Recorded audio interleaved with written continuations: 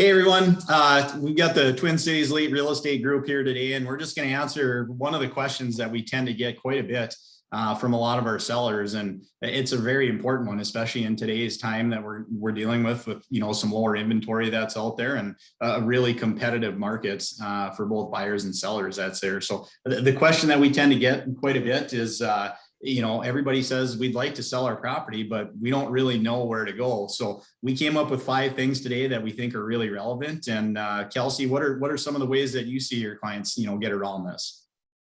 So one of the top things would be asking for a rent back agreement.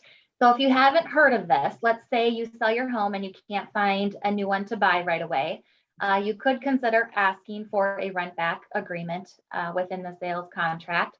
So in this scenario, you would be able to rent your home back from the new owner for a period of time after the sale closes. This would also allow you to write non-contingent, purchasing a next home, and just gives you that satisfaction knowing you do have a roof over your head until that next perfect property pops up for you. That's pretty awesome. So what you guys are seeing out there is some of the buyers are willing to let the seller stay in the property after they close and the new buyer owns the home.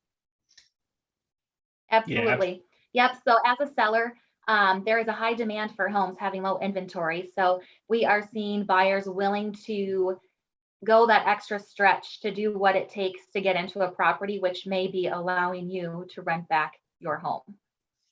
Wow, that's pretty awesome. So I know we've got a couple clients that are in the process of doing this right now, even on our team that's there. And I know it's helped them be very competitive. Once they did sell their property, they had their cash, just like you mentioned, Kelsey, and they were able to go put a non-contingent offer on a home. So that's a super good option, especially, with what's happening in the market right now. And, one of the other kind of more traditional ways, which is number 2 here, is just a longer closing date, right? Some of our sellers, they know exactly what they're looking for. There's a good chunk of homes that are popping up. They just got to kind of find the right one that fits their family needs. So I know a lot of times what we do as a team is, instead of doing like that normal 30 to 45 day closing, the next thing we might do is try to ask for a 60-day closing that's on it, just to give our clients a little bit more time to end up finding that new property for themselves. That's there. So Jovannie, you seeing anything out there? Yeah, I mean, and of course, you know this pretty well. I think there's some more traditional ways to go about it. And one of those things would be just temporary living with friends and family. And I know you just kind of went through this yourself. And I think sometimes we get nervous about asking or nervous about doing it, but it really is a great option for folks to feel no pressure. You can go live with somebody, that, you get along and you can take care of that in between spot. So I think that's a great option to consider, that sometimes it seems so simple, we forget to think about it. So I think that's a great option for folks.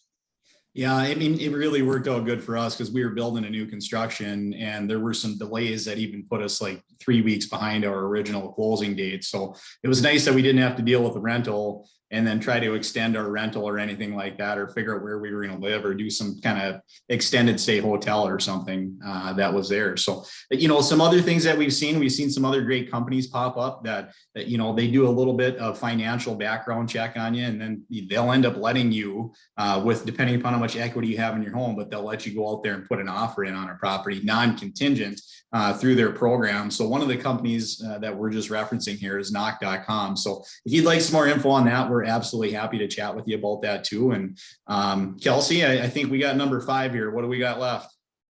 Yeah, so the other thing you could look into is short-term rentals. So I think Airbnb is huge right now.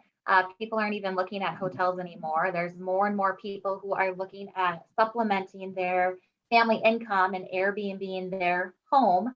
So we see it all over the Twin Cities, and we would also be more than happy to help you connect with someone. We also have clients who do Airbnb their properties or may have short-term rentals. So depending on availability, that's something that we could help you get into a property for short-term as well. Well, that's perfect. All right. Well, if anybody has any questions on any of these options, we're happy to help you. And if you like this video, make sure to like it down below. And if you want something else for us to talk about, let us know, and we're happy to do that as well. All right. Have a good day. Yeah. Thanks, guys.